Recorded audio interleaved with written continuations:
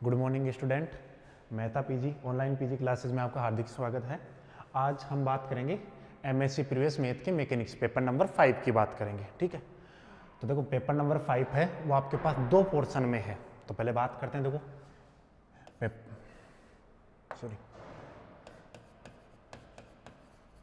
Paper 5, ठीक है, जिसका डिवाइडेशन आपके पास 2 टाइप्स में दे रखा है।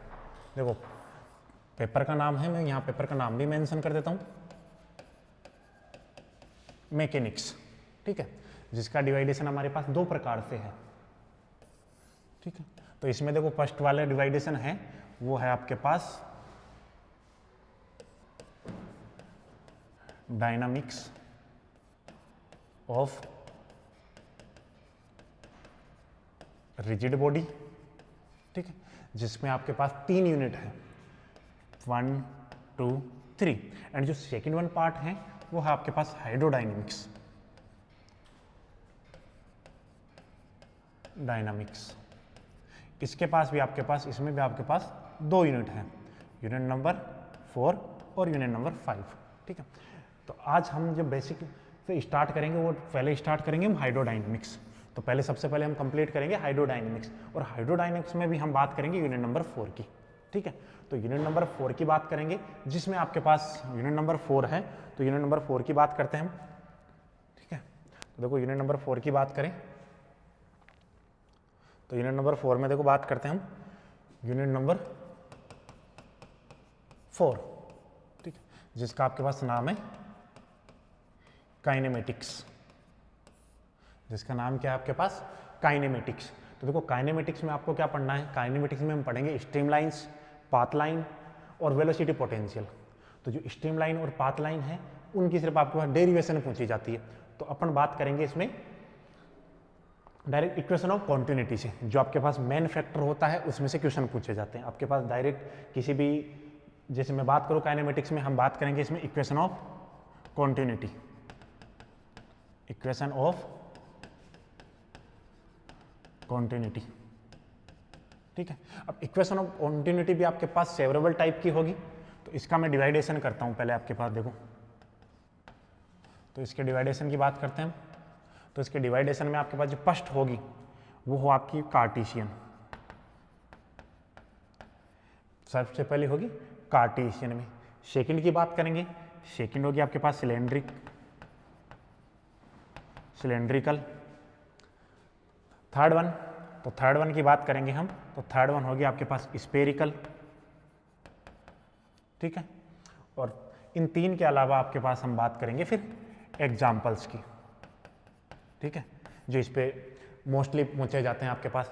तो देखो हमने आज बात करनी, हमें बात किसकी करनी है? काइनेमेटिक्स की। और काइनेमेटिक्स में भी हम बात करेंगे इक्वेशन ऑफ कॉन्टिन्यूटी की। ठीक है, इक्वेशन ऑफ कॉन्टिन्यूटी में मैंने आपको बताया कि जो इक्वेशन ऑफ कॉन्टिन्यूटी होती है उसकी सेवरेबल फॉर्म होती है। ठीक है, फर्स्ट वाली फॉर्म की बात करता हूं मैं कार्टेशियन, फिर बात करेंगे हम सिलेंड्रिकल, और फिर बात करेंगे स्फेरिकल, और लास्ट में हम बात करेंगे वेक्टर फॉर्म की। जो आपके पास इसकी वेक्टर फॉर्म होती है उसकी बात भी करेंगे। तो लास्ट वन हो गया आपके पास वेक्टर फॉर्म। ठीक है, तो चलो स्टार्ट करते हैं हम इसको। आज जो अपना फर्स्ट टॉपिक है उसकी बात करते हैं। तो देखो इसको मैं आपको सेट कर देता हूँ, अपने फर्स्ट टॉपिक की बात करते हैं। तो मैंने बात की थी कि इक्वेशन ऑफ कॉन्टिन्यूटी की। तो सबसे पहले हम देखेंगे जो इक्वेशन ऑफ कॉन्टिन्यूटी होती है उसका मीनिंग क्या होता है। ठीक है, तो इक्वेशन ऑफ कॉन्टिन्यूटी लिखते हैं। तो पहले लिखते हैं इक्वेशन ऑफ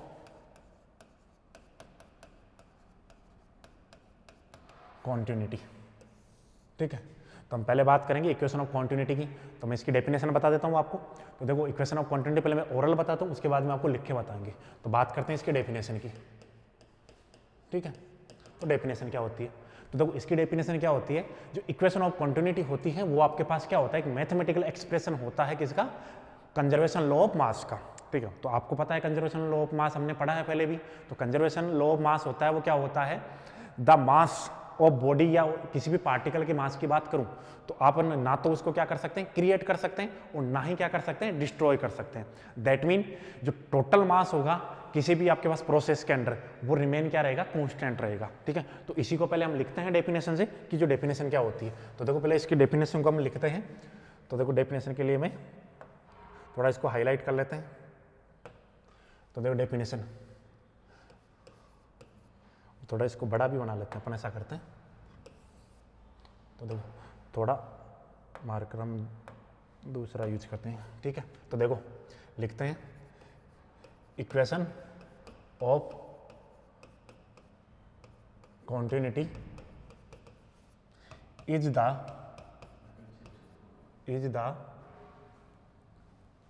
चलो कलर का देखते हैं थोड़ा, चलो कलर साफ नहीं आ रहा, कलर तो अपन चेंज ही कर लेते हैं, वही रखते हैं चलो,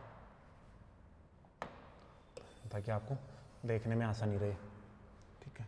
तो इसको हटा देता हूँ मैं, कलर आपके पास वही वाइट ही ले लेते हैं अपन, ठीक है। तो देखो इक्वेशन ऑफ कॉन्टिन्यूटी, हम क्या डिस्क्राइब करें, डेफिनेशन करें इक्वेशन ऑफ कॉन्टिन्यूटी की। तो देखो equation of continuity is the mathematical expression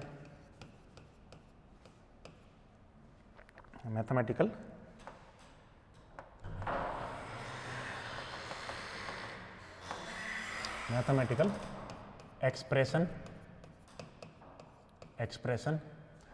तो हमने लिखा equation of continuity is the mathematical expression of the law of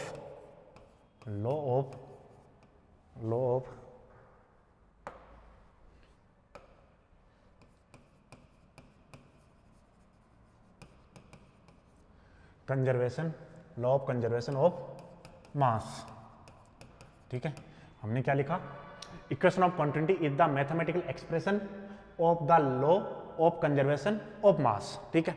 तो आपके पास क्या इक्वेशन ऑफ कॉन्टिन्यूटी होती है, वो क्या होती है आपके पास, जो द्रव्यमान संरक्षण नियम होता है उसका क्या होती है, गणितीय रूप होती है। यानी उसको गणितीय रूप में हम किस प्रकार से एक्सप्रेस करेंगे, तो उसको बोलते हैं equation of continuity. That mean, तो इसका मतलब दिखाते हैं, that mean the mass can neither be created nor be destroyed।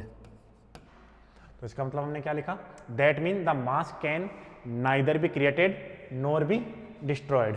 यानी हम, इसका मतलब क्या हुआ, जो आपके पास द्रव्यमान होता है उसको हम ना तो क्या कर सकते हैं, मिटा सकते हैं, और ना ही हम बना सकते हैं। यानी जो भी आपके पास, किसी भी आपके पास प्रोसेस की बात करूंगा, किसी भी प्रोसेस की बात करें अपन, तो उसमें क्या होगा, जितना अपन ने मास लिया है, जैसे मैं बात करता हूं आपके पास, ये एक एग्जाम्पल से बात करते हैं, चलो एक एग्जाम्पल की बात करता हूं मैं, ठीक है।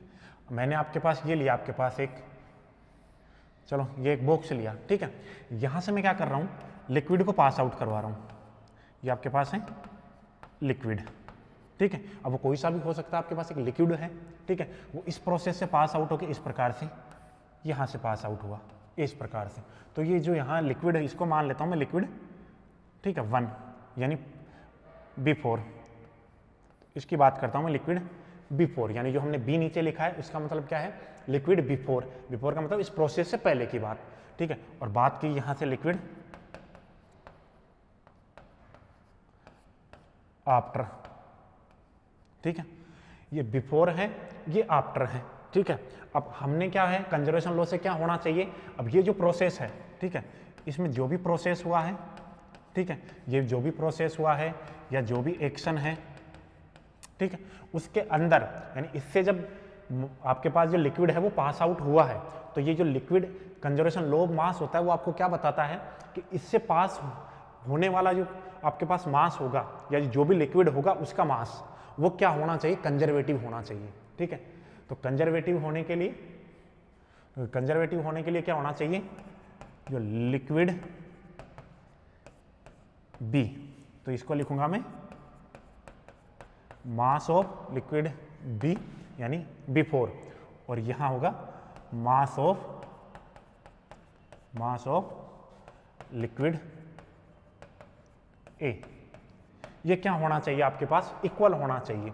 यानी ये इसके प्रोसेस में अपन ने जो भी किया है, यानी जो पहले एंटर करवाया है, ये आपके पास कोई भी हो सकता है। जिसको क्लोज, ये इसको मैं बोलना चाहूँ तो देखो, इसको अगर आप डिफाइन करना चाहो तो मैं भी आपके पास किसी भी क्लोज्ड वॉल्यूम लिया मैंने, ठीक है, या तो वॉल्यूम ले लो। देखो अगर किसी से पास आउट करवाना है या किसी में हम किसी चीज़ को किसी में रखना है तो हमें किसको क्या कंसिडर करते हैं, सरफेस एरिया ना कंसिडर करके उसमें क्या कंसिडर करेंगे, वॉल्यूम कंसिडर करेंगे, ठीक है। तो देखो यहाँ से हमने क्या लिखा, definition, equation of continuity is the mathematical expression of the law of conservation of mass. तो इस कंजर्वेशन की स्पेलिंग को चलो अपन करेक्ट करते हैं, conservation of mass, that mean the mass can neither be created nor be destroyed. तो क्या हो गया कि हम मास को ना तो क्या कर सकते हैं, उत्पन्न कर सकते हैं, और ना ही नष्ट कर सकते हैं, ठीक है। तो उसका हमने एक एग्जाम्पल लिया। एग्जाम्पल क्या लिया, आपके पास ये कोई भी एक क्लोज्ड कर्व वॉल्यूम है, ठीक है, जो आपने आर्बिट्रेरी कांस्टेंट लिया है। मैं लिक्विड ए इससे पास आउट करवा रहा हूँ, ठीक है। तो ये लिक्विड ए का मतलब हो गया जो लिक्विड हम बिफोर यानी जो पहले एंटर करवाया है उससे पहले वाला लिक्विड, और यहाँ से जो रिमेनिंग हमने पास जो पास आउट हो रहा है वो भी लिक्विड सेमी लिक्विड है, लेकिन ये ए लिखा है, उसका मतलब है आफ्टर, यानी लिक्विड आफ्टर। तो देखो जो अब यहाँ कोई भी प्रोसेस लगाया आपने, कोई भी एक्शन हो सकता है, कोई भी ऑपरेशन हो सकता है, ठीक है, वो हमने जो अप्लाई किया है। तो आगे क्या लिखा है आपने, अब देखो कंजर्वेशन लॉ से क्या होना चाहिए, मास ऑफ लिक्विड बी, यानी जो पहले कर रहा है, ये तो इसको मैं लिख दूं बिफोर ताकि आप कंफ्यूज नहीं हो, इसको लिख देता हूं मैं आफ्टर, ठीक है। तो और इसको यहाँ भी लिख देते हैं, चलो आप, वरना आप अलग अलग कंसिडर करोगे इसको, आफ्टर, ठीक है। तो आपने क्या किया, लिक्विड बिफोर और लिक्विड आफ्टर, ठीक है। तो mass of conservation, mass law of conservation of mass, mass of liquid before equal होना चाहिए मास ऑफ लिक्विड आफ्टर के। ये आपके पास क्या होता है, ये होता है कंजर्वेशन लॉ, ठीक है। अब इस कंजर्वेशन लॉ का ही हम यूज करेंगे, और वो यूज कैसे करेंगे, जैसे भी किसी भी सर्टेन आपके पास जो वॉल्यूम होगा उससे हम क्या करेंगे, एक साइड से उसमें आप मास एंटर करवाएंगे, उस सेकंड जो से उसके अपोजिट जो डायरेक्शन होगी उससे क्या करवाएंगे, हम उसको पास आउट करवाएंगे, यानी पास आउट करवाएंगे। और क्या करना चाहिए, तो जितना आपके पास एंटर होगा उतना ही क्या होना चाहिए, उसमें पास आउट होना चाहिए।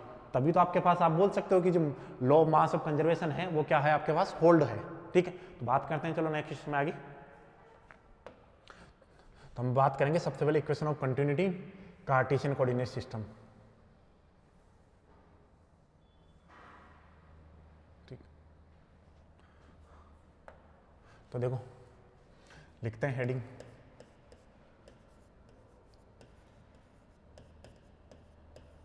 इक्वेशन ऑफ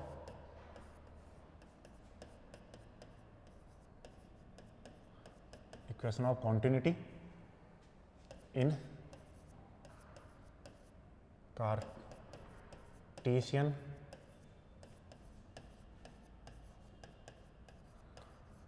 कोऑर्डिनेट सिस्टम,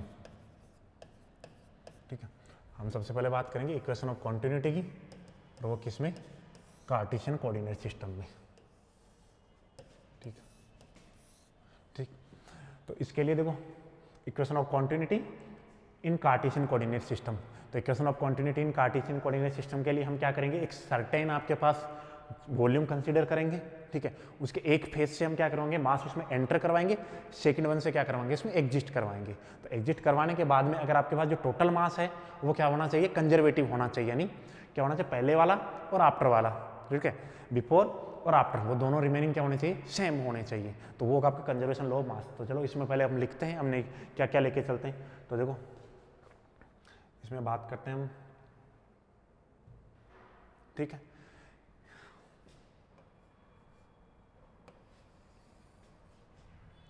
चलो इसको यहाँ ले लेते हैं अपन,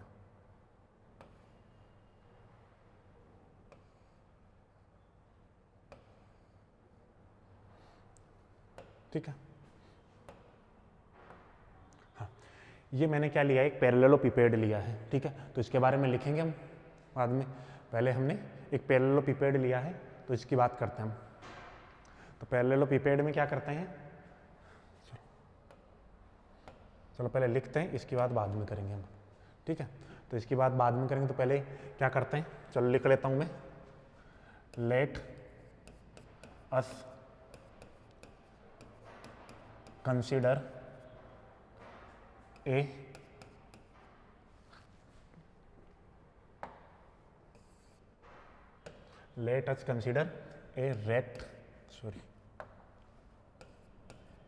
ए रेक्टेंगुलर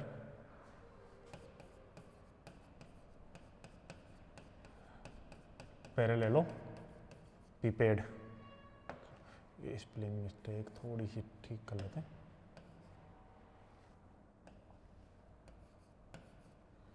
फिर let us consider a rectangular parallelopiped, और पैरेललोपिपेड को नाम दे रहा हूं मैं A B C D, D dash C dash B dash A dash.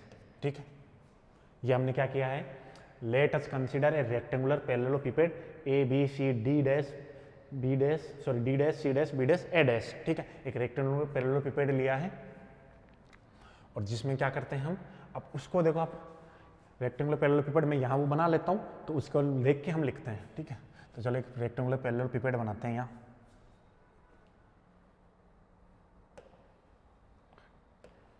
इसको थोड़ा छोटा कर लेते हैं अपन, है ना।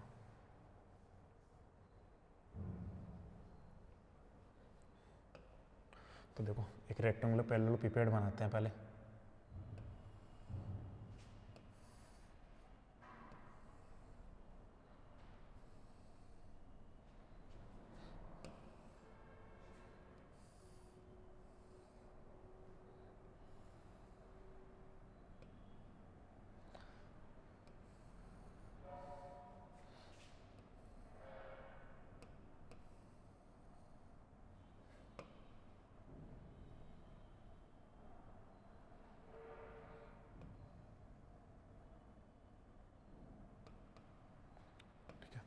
ये मैंने एक रेक्टेंगुलर पैरेललोपिपेड लिया है। ठीक है, तो इसमें क्या करते हैं हम, एक्सिस ड्रॉ करते हैं। तो एक्सिस ड्रॉ करने के लिए मैं दूसरा कलर यूज कर लेता हूँ आपके पास, समय येलो कलर यूज करते हैं। चलो, ये जो आपके पास डायरेक्शन है इस प्रकार से, ये आपके पास कैपिटल एक्स एक्सिस है। ठीक है, और इस वाले डायरेक्शन की बात करूँ मैं,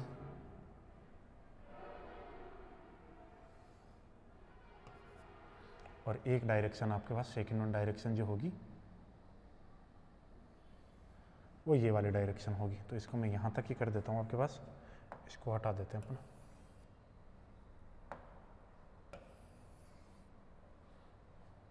ठीक है, तो इस वाले की बात करते हैं अपन।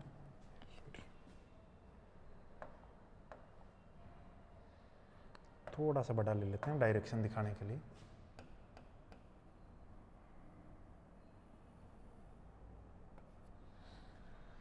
ठीक है, इसको मैं वाई डायरेक्शन डिनोट करता हूँ, इसको जेड डायरेक्शन से डिनोट करते हैं। ठीक है, नंबरिंग की बात करते हैं तो उसके लिए मैं अलग से पेन यूज कर लेता हूँ जिसको हम नंबरिंग देखें। चलो नंबरिंग की बात करते हैं। तो देखो ये पेस होगा इसका ए,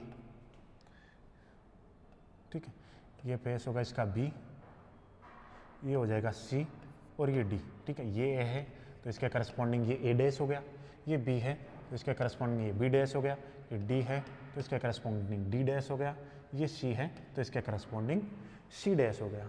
ठीक है, या इसको मैं ऐसा ना करके इसको हम इस प्रकार से भी बना सकते हैं, लेकिन मैं बात करता हूँ फेस की। ठीक है, तो देखो मैंने फिर से अब इसको देख के अपने को क्या करना है, लिखना है, तो इसके बारे में बात करते हैं अपन। देखो ठीक है, तो देखो let us consider a rectangular parallelopiped A B C D, A B C D, C dash B dash C dash. ठीक है, इस प्रकार से बनाऊँ, या मैं इसकी जगह क्या करता हूँ आपको देखो मैंने क्या किया है, इसको ओरिजिन ना लेके इसके रेस्पेक्ट में क्या करते हैं अपन, ऐसा करते हैं इसको हटा देते हैं, इसकी जगह मैं दूसरा लेता हूँ आपके। ठीक है, इसको क्या करते हैं अपन, ये जो आपके पास एक्सिस है उनको हटा के दूसरा बनाते हैं।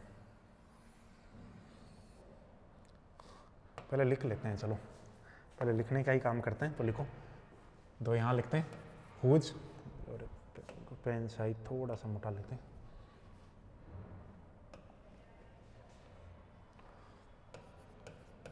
Whose whose vertex, vertex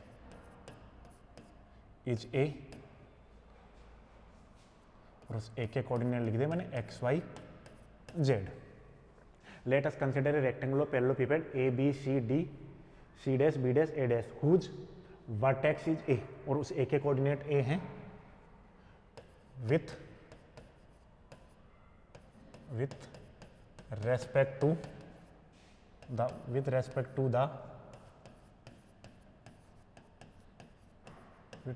to the coordinate axis, ठीक है।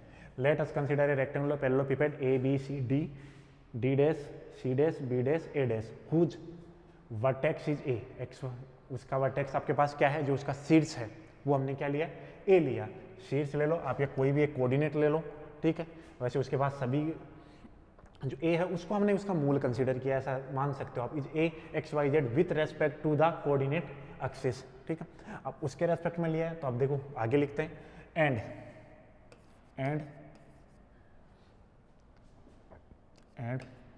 इट्स इडेजेज आर, जो इसकी इडेजेज है वो कितनी है, वो मान लेते हैं del X comma del Y comma del Z with reference to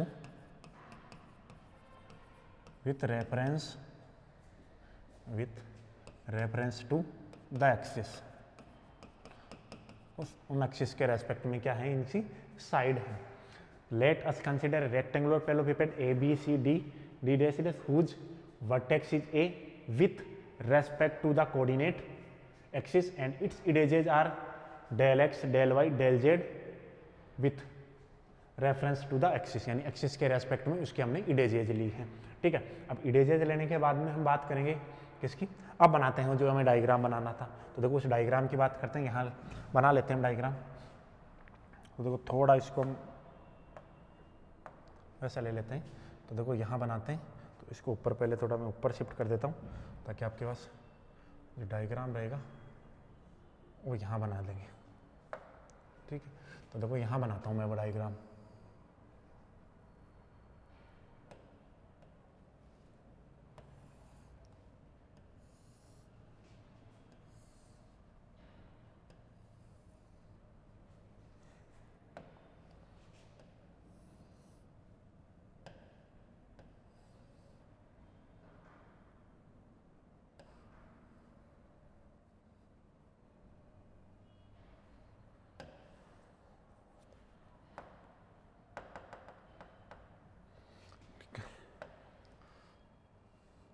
देखो यहाँ बनाते हैं वो डायग्राम जो मैं बनाना था।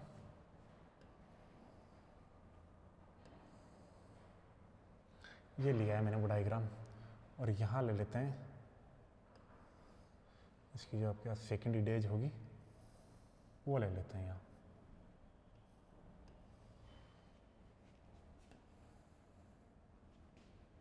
ठीक है। तो ये इसको यहाँ में जोड़ देते हैं, इसको इससे मिला देते हैं और इस वाले को इससे मिला देते हैं, सिमिलरली इसको इससे मिला देते हैं, ठीक है। ये हुआ है। अब इसके रेफरेंस में हम कोऑर्डिनेट सिस्टम लेते हैं, तो उसको मैं दूसरे कलर से डिनोट कर देता हूँ आपके पास। देखो इसके रेस्पेक्ट में जो कोऑर्डिनेट सिस्टम है इस प्रकार से ले लेते हैं, ठीक। तो कोऑर्डिनेट सिस्टम लेते हैं देखो इस प्रकार से, इसमें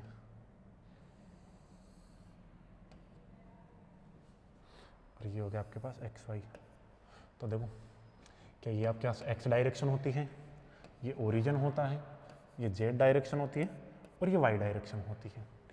अब इसकी नॉर्मिंग करते हैं, तो नॉर्मिंग में देखो हमें क्या करना, इसका नाम क्या लिया था हमने, ये था आपके पास ए, ठीक है। इसके करस्पॉन्डिंग इसको ले लेते हैं बी, ये सी, या इस प्रकार से नहीं लेना चाहिए तो मैं इसको सी ना लेके ए बी सी और डी, ठीक है। अब इसकी इमेज यहाँ सी डैश मान लेते हैं इसको, और इसको डी डैश माना हमने, इसके करस्पॉन्डिंग ये ए डैश और इसके करस्पॉन्डिंग ये बी डैश। अब आपके पास क्या दिया हुआ देखो, मैं यहाँ लिख देता हूँ, आपके पास जो ए है उसका कोऑर्डिनेट क्या है आपके पास एक्स वाई जेड, ठीक। उसके साथ में हमने इनकी साइड्स हैं उनकी लेंथ भी मानी है, तो वो लेंथ भी लिख देते हैं। ये जो लेंथ है यहाँ से इस डायरेक्शन में वो कितनी है, डेल एक्स, ठीक। इस वाले डायरेक्शन में है वो कितनी है, डेल वाई, और ये जो लेंथ है वो है डेल जेड, ठीक है। ये हमने क्या किया है, क्या किया है, पैरेललोपिपेड लिया है, ठीक है। उस पैरेललोपिपेड में आपके पास एक को मैंने क्या बोला है, वर्टेक्स बोला है, जिसके कोऑर्डिनेट मैंने वहाँ लिख दिए हैं, ठीक है। क्या कोऑर्डिनेट है, एक एक्स वाई जेड, ठीक है। तो इसमें क्या दिया हुआ अपने पास, अब इसकी बात करें हम तो देखो ये जो आपके पास एक्स डायरेक्शन में जो लेंथ दे रखी है वो डेल एक्स दे रखी है, वाई डायरेक्शन में जो लेंथ दे रखी है वो डेल वाई दे रखी है, और जेड डायरेक्शन में जो लेंथ दे रखी है वो कितनी है, डेल जेड है, ठीक। अब हम देखो आगे लिखते हैं, चलो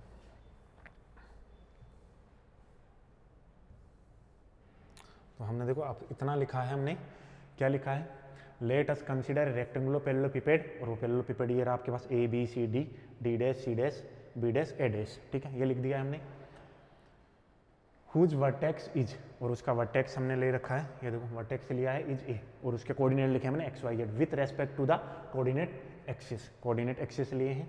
it's edges are del X del Y del Z with reference to the axis, और वो किसके रेस्पेक्ट में, एक्सिस के रेस्पेक्ट में लिए हैं हमने। अब देखो एक्सिस के रेस्पेक्ट में लिए हैं तो मैं एक बार फिर से इस डायग्राम को थोड़ा सा समझ लेते हैं, देखो किस प्रकार से लिया है मैंने। अगर मैं बात करूं यही मुझे अगर क्या ड्रॉ करना हो, अगर यही मुझे अगर कोऑर्डिनेट सिस्टम ड्रॉ करना हो तो मैं किस प्रकार से ड्रॉ करूंगा, देखो इस प्रकार से ड्रॉ करूंगा। ये आपके पास क्या ओरिजिन होगा, ठीक है, तो ओरिजिन से ये वाली डायरेक्शन एक्स डायरेक्शन, ओरिजिन से ये वाली डायरेक्शन जेड डायरेक्शन, और ओरिजिन से ये जो ए बी वाली डायरेक्शन होगी वो कौन सी होगी, वाई डायरेक्शन होगी। तो इस प्रकार से अपने इसको क्या किया है, शिफ्ट किया है, तो और एक एक कोऑर्डिनेट ले रखे हमने। चलो अब आगे की बात करते हैं, तो आगे लिखते हैं,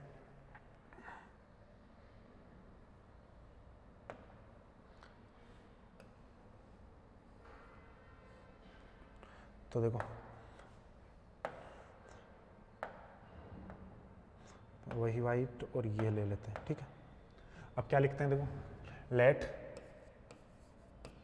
रो be the fluid density, let rho be the fluid density, यानी जो भी आपके पास फ्लूइड इसमें से एंटर हो रहा है उसकी जो डेंसिटी है वो कितनी है, आपके पास रो है, ठीक है। तब रो है तो हमें क्या करना है, जो इक्वेशन ऑफ कंटिन्यूटी होती है उसका काम क्या है, इक्वेशन ऑफ कंटिन्यूटी का काम क्या है, हमें इसमें से क्या करना है, मास एक तरफ से एंटर करवाना है और सेकंड वाले फेज से क्या करवाना है, आउट करवाना है, और वो क्या होना चाहिए आपके पास, वो क्या होना चाहिए, रिमेनिंग कॉन्स्टेंट रहना चाहिए। तो बात करते हैं पहले, तो देखो इसमें लिखते हैं, this implies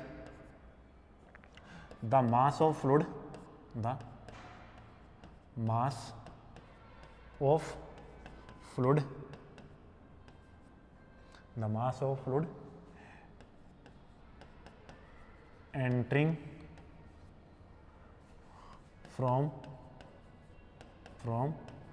the face, the mass of fluid entering from the face। अब देखो फेस की बात करता हूँ मैं, पहले फेस समझा देता हूँ आपको। तो देखो फेस की बात करें तो देखो ये रहा आपके पास फेस, तो इसको चलो यहीं लिखते हैं। मैं फेस की बात करूं तो देखो एक्स डायरेक्शन में बात करूं, या इसको लिखो the mass of fluid entering from the face, तो फ्रॉम द फेस। अब मैं पहले एक्स डायरेक्शन की बात करूंगा, ठीक है, हम एक डायरेक्शन में निकालेंगे, बाकी दो में क्या करेंगे, सिमिलरली लिखेंगे। तो मैं किसकी बात करूँ, एक्स डायरेक्शन की बात करूँ, तो क्या एक्स डायरेक्शन में जो फेस है वो आपके पास ये है, A B B dash A dash, इसी से एंटर होगा, तो वो इससे एंटर होके निकलेगा, इस प्रकार से कंसिडर करो ना इसको, देखो A B A dash B dash, इससे एंटर होगा, निकलेगा कौन से वाले पृष्ठ, ये जो पृष्ठ दे रखा है कौन सा, C D D dash C dash, यही है पृष्ठ। और जैसे मैं वाई डायरेक्शन की बात करूँ तो वाई डायरेक्शन में कौन से वाले से एंटर होगा, इस पीछे वाले से एंटर होगा, पीछे वाला क्या है, ए डी डी डैश और ए, ठीक है, उससे एंटर होगा, निकलेगा किससे, इस जो सामने अपने पास सामने वाला फ्लक्स कौन सा दे रखा है, C C dash B B dash. और इसी प्रकार अगर मैं जेड डायरेक्शन की बात करूँ तो एंटर कहाँ से करेगा, ए बी सी डी से, ठीक है, ए बी सी डी से तो एंटर करेगा, और एग्जिट किससे होगा, A B dash C dash D dash से। तो हम लिखते हैं देखो the mass of fluid entering from the face, और फेस का नाम लिखते हैं, तो फेस का नाम हम कंसीडर करते हैं कौन से वाले फेस से एंटर हो रहा है, A B B dash A dash, A B B dash A dash in X direction, in X direction, ठीक है। हम क्या निकाल रहे हैं, the mass of fluid entering from the face A B B dash A dash in X direction. हम X direction में क्या निकाल रहे हैं, वो मास निकाल रहे हैं जो किससे हो, आपके पास इस फेस से, किस वाले फेस से एंटर हो, ए बी डी डैश और डी डैश से। देखो अब आप मैं यहाँ लिख देता हूँ, हमने एक मास के अपने पास दो फॉर्मूले होते हैं। क्या होता है, एक तो आपके पास आप जानते हो रो इक्वल कितना होता है, m/n